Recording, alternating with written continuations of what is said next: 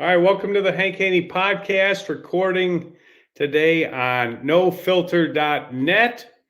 Make sure you check out all the great podcasts and programming on nofilter.net. Phenomenal place to go to get a lot of great information. And like the name says, there's no filter on nofilter.net. All right, this podcast is brought to you by Haney University. That's my website, haneyuniversity.com. You can go there and check out all the great golf stuff I have on there. And in particular, you can find out about golf lessons from me if you're so inclined to get better at the game. And most people who listen to the Hank Haney podcast want to get better at the game. So that's where you can do it, haneyuniversity.com. All right. What I want to talk about today is the number one question that I've been getting, and it pertains once again to the Ryder Cup. The Ryder Cup is the gift that just keeps giving. So much to talk about, so much to unpack. I've done some of it already, but I want to take a little deeper dive into the question that everyone is asking me: why did the U.S. lose? Now, when I listen to the media, all the talking heads, which include the corrupt golf media, but when I listen to all of them, the number one thing they seem to come up with, and especially they love to talk about this in Europe, is that the reason that Europeans win the Ryder Cup, and they've had so much success as of late, they got it taken to them at Whistling Straits. But besides that, they have been on an incredible run. And the reason why they think they win is because they have this great team chemistry, this camaraderie that is unlike any other. There's never been a camaraderie ever to match the European team camaraderie. It's like they don't even hit a shot. It's like they don't make a putt. It's like they don't have a chip in. They don't hit a good drive at the right time. They just have camaraderie. I'm trying to figure out what camaraderie does. What exactly does camaraderie do? How does that make you win a golf match, a camaraderie? And by the way, the U.S. was supposed to win the singles. That's where they're always favored.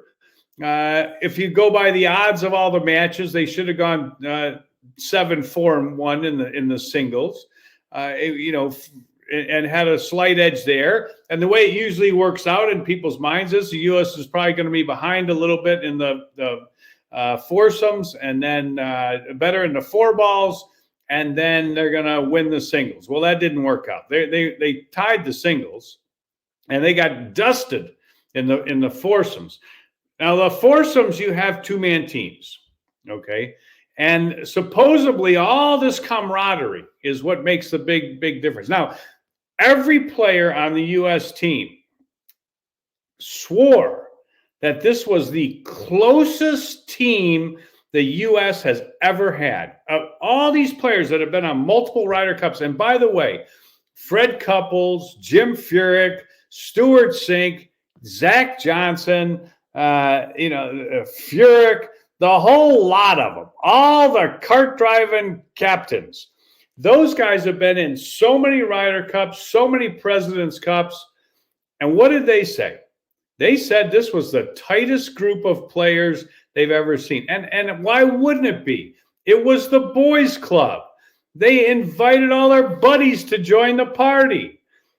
You had Justin Thomas and Jordan Spieth, two great friends. You had Ricky Fowler, who's great friends with those guys. Ricky Fowler gets along with anybody. You had Sam Burns, Scotty Scheffler's best friend. I mean, how much more camaraderie can you have?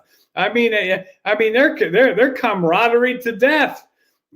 Jeez, oh my God. And Europe, meanwhile, is pulling in guys that have never been there before. You would have thought that this would be the year. I mean, no Poulter, no Westwood, no Garcia. You would have thought this is the year where U.S. has got the boys club together and Europe has a bunch of new guys, And this is the year when they're going to really have trouble with camaraderie. If camaraderie is such a big thing, everybody makes it sound like it's a whole deal. It's all about camaraderie. It's all about they embrace the team. What does that mean? This is not a football game. This is not a hockey game. You don't have somebody passing you the puck. You don't have somebody giving you a handoff.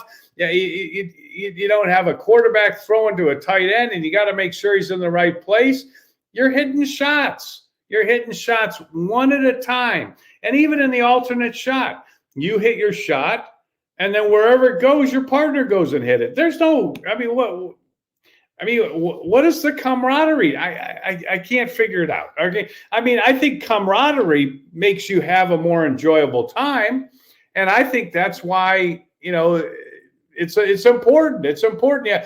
If you're having a good time, are you going to play better? Maybe. Did the U.S. play better? No. They had the boys club and they didn't play better. So I don't buy it. I don't buy that Europe won because of camaraderie. They perpetuate this. They talk about it all the time. The media loves it. And when the media writes and talks about it all the time, then the golfers who watch the Ryder Cup, they get on there and they repeat what they hear. That's what they do. They repeat what they hear, and they go I got all kinds of friends and students and people I know, and they say, "Oh, what's wrong with the U.S.? What Europe has such great teamwork." Teamwork makes you teamwork makes you hit a putt too hard on the wrong line, going 10 feet by, and it hits the back of the cup and it goes up and goes in like John Rahm did. Teamwork made that happen, or luck made that happen? Come on. Very, very overrated. And I say overrated because I think the U.S. had good camaraderie. I don't think that was the problem. Now, what could have been the problem? Okay, here's what could have been the problem. Europe played this course like they always do. When they have a host course for the Ryder Cup, they have a European Tour event there. They play the course in the tournament, and then they go and they play the practice rounds before the Ryder Cup. So they've played that golf course a minimum. If the players played, and they had 7 guys that had played even the week before the tournament. So they were playing a lot, but they played the golf course more than we had. Okay. Can that make a difference? Yeah, especially on a tricky golf course, but I don't know if that golf course was particularly tricky. So I don't know, they had Monday, Tuesday, Wednesday, Thursday practice rounds. These guys are professionals. They're the best players in the world. A little bit, okay, it's human nature to look for simple explanations to complicated questions. That's what we all do. And a simple explanation is, they just have more teamwork. They're better teamwork. There's more to it than that. They played the golf course more. Okay, maybe a little bit. Maybe that means something. How about the fact that the U.S. players took 5 weeks off? Zach Johnson, the captain, will argue with you and say everybody was practicing, everybody was playing, everybody was working on their games, everybody was, and when they work on their games, they're playing money games, they're getting competition. It's not the same as a tournament, but they're getting some competition. And they're playing and working on their games, but they're not playing in tournaments. So the U.S. team, except for a few players, Homa, Justin Thomas, a couple other guys, but everybody else pretty much took 5 weeks off from the last event to the Ryder Cup. Okay, so were they a little rusty starting off? Could have been. And starting off was all it took, because after the start off, they were done. That was finished, over, kaput. That wasn't happening. They tell you it's going to happen. They tell you it's a chance to happen, especially the television, because they don't want you to turn it off, although everybody did anyways. The lowest ratings they've had in forever. Part of it is because it's on the middle of the night, but also because the U.S. was getting dusted. But the thing is did the lack of competition, could that have been a problem? Could have been. Could have been a problem. The U.S. on paper had higher ranked players. I consider higher ranked players to be better players. I think that if a guy is ranked 10th and somebody else is ranked 20th in the world golf rankings, my assumption is the 10th best player is better than the 20th best player. And I think that's a pretty easy assumption to make. On average, the U.S. player was ranked 10 spots higher or lower than the European side. So the U.S. had better play. But that's not a huge difference. It just gives them a slight statistical advantage. But doesn't mean that a 20th player playing good couldn't beat the 10th best player. And it very easily could. It's just the other guy, number 10, is going to be a betting favorite over number 20. Doesn't mean number 20's got no chance. Doesn't mean number 20 is a 4-touchdown underdog. It means he's a slight underdog. And that's all it means, because it's an 18-hole. Now, if it was 72 holes in a tournament, you make him a little bigger underdog. But 18 holes, anything can happen. So that part of it is something I would look at, and I'd say, you know what? U.S. had a slight advantage, but that can go away. Now, why does Europe play better at home? Well, why does the U.S. play better at home? You got 10, 20, I don't know what they got out there, 40,000 people, and they're all cheering against you, and you can feel it. You can hear it. I mean, they're giving these guys so much crap, and it goes on everywhere. It's the same thing in the United States. It'll be brutal at Bethpage when they come back here for the Ryder Cup in 2 years. It'll be brutal on the European players. It'll be brutal, and they will be complaining about it left and right. Oh my God, they'll be complaining like there's no tomorrow. It's like, how could these people act like this? And then they're quick to forget, what they tried to do to Cantley out there and all that, stuff they were doing to him. Pulling off their hats and hat off to your bank account and all that stuff they were coming with.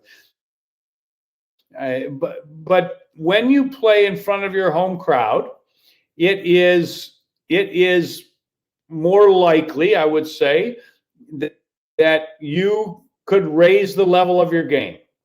And clearly what happened was Europe's team raised the level of their game, and the U.S. team didn't even play to the level of their game. I think that's safe to assume.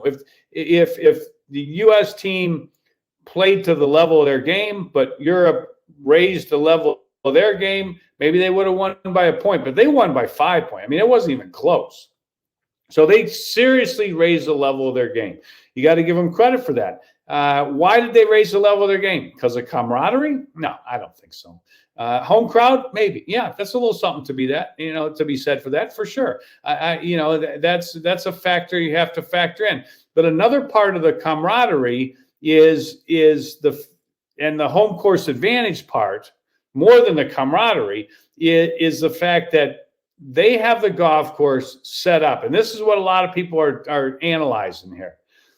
They're using all these analytics, and these analytics are telling them exactly how wide to make the fairways, exactly how deep to make the rough, where to make the rough deeper, where the tee should be, how long the hole is playing, in order to get. And I'm sure they got all this figured out with their statistics and analytics, and that's what they're going to do to give themselves a statistical advantage. It doesn't mean it's going to work that way, but it gives them a statistical advantage. And the U.S. is going to do the same thing when they go to Bethpage, and they did the same thing at Whistling Straits, and the U.S. did the same thing when they played at Hazeltine, when they figured, okay, make it long, make it wide open, no rough, and put the pins in the middle of the green. And then when we go play in Europe, they go, okay, you guys want to make it long, you want to make it wide open, you want to put the pins in the middle of the green. Oh, here's what we're going to do. We're going to make it shorter. We're going to deepen the rough, and we're going to make the pins harder. There's some reason why. I mean, I like a short par 4. It's fun. I get it. They had 3 drivable par 4s. Why do you think they had 3 drivable par 4s? I'm going to tell you why they had 3 drivable par 4s. They had 3 drivable par 4s because their analytics told them that on a drivable par 4, the European players, for whatever reason, the European players had a statistical advantage on a drivable par 4. And that's why they had 3 of them. I've never seen a golf course, ever. I've never seen a golf course that had 3 drivable par 4s, ever. And they had them at the Ryder Cup. They had 3 drive. Why did they have it? Because that was something that they saw in their analytics that told them that they had a statistical advantage. And that's why Paul McGinley, who's on the Golf Channel and a former Ryder Cup captain, he said the unsung hero of the Ryder Cup was Eduardo, the Italian player, and he was the guy who was doing all the statistics. Okay, and that's the guy that they said he is an unsung hero. Okay, well, he probably gave them a lot of pointers as to how to set up the golf course, and they did a big analytical thing. So I think there's a lot to that. But then you also have to factor in that, sometimes in golf, what happens is you make putts and sometimes you don't make putts. You see, standing up on a tee shot, it's pretty much all skill as to whether or not you hit that ball in the fairway. I mean, it could take a bad bounce, but very little luck. You could get a gust of wind right in the middle of your shot. You hit a great shot, ball takes off, gust of wind. Ball goes in the right rough. Bad lie. Okay, that's bad luck. But nowhere is there more the factor of luck than on the putting green, because you're not putting on a perfect surface. You're putting on an imperfect surface. A putting green it's not a pool table.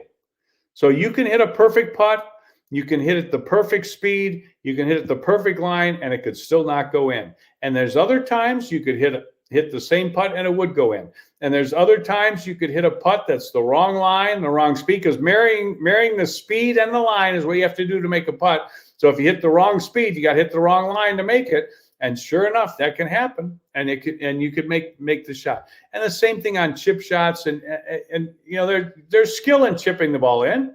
I mean, Jordan Spieth's a phenomenal chipper. He chipped one in, and he chips a lot in seemingly, but more chip-ins went Europe's way, and that doesn't mean they won't go their way next time too.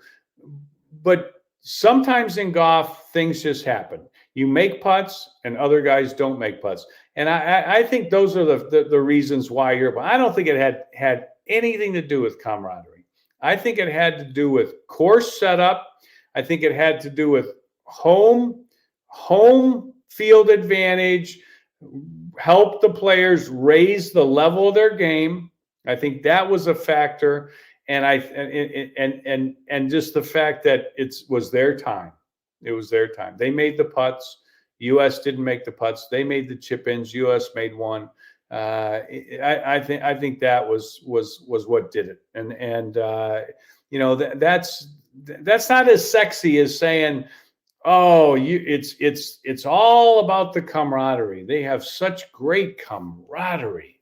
And I'm like, camaraderie makes you chip it in. Camaraderie makes you hit a putt the wrong speed and the wrong line and have it go in. That's what camaraderie does. Camaraderie, gives you a statistical advantage on drivable par 4s, and you have 3 of them on the course. No, that's smart. That they did their homework, they did their analytics, and they garnered a statistical advantage somehow. They did it. And there's something to be said for the fact that the home team keeps winning, and we'll see what happens at Bethpage. But Bethpage is going, U.S. is going to set it up for them. They're going to figure out, okay, what's best for us based on our team and our players, and they're going to set it up just like that. And then the crowd's going to be brutal, and U.S. is going to have all these people cheering for them, and Europe's going to have all these people cheering against them. And if all of a sudden the putts are going in for USA, then the crowd's going to get even louder, and it's going to get tougher. And I think that's the real analysis. Now, how could the U.S. have combated that? I don't know if they could have. The only thing that comes to my mind would be pick players that are immune to the crowd. And on the U.S. team, I would say that Justin Thomas is pretty immune to the crowd. I mean, he likes to give it right back to him. Patrick Cantley, clearly immune to the crowd.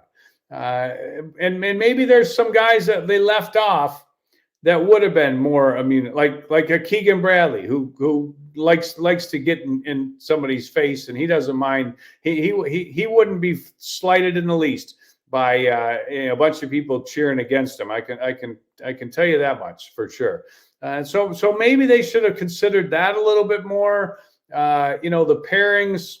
I don't know. I mean, everybody says, well, if they'd have picked this guy or they'd have paired it with this guy, how do you know? I mean, that's just nothing but a guess. We'll never know. We'll never know. What we do know is that Europe took it to them, and they deserved to win. It wasn't even close. I mean, that is what you call a bad beating. That's what it is, and I don't blame it on the camaraderie part. All right, that's my analysis of what went wrong for the U.S. team. You know what? Could the captain done a better job? I'm sure he could have. I think it's when he says I'm proud of these guys. They get beat.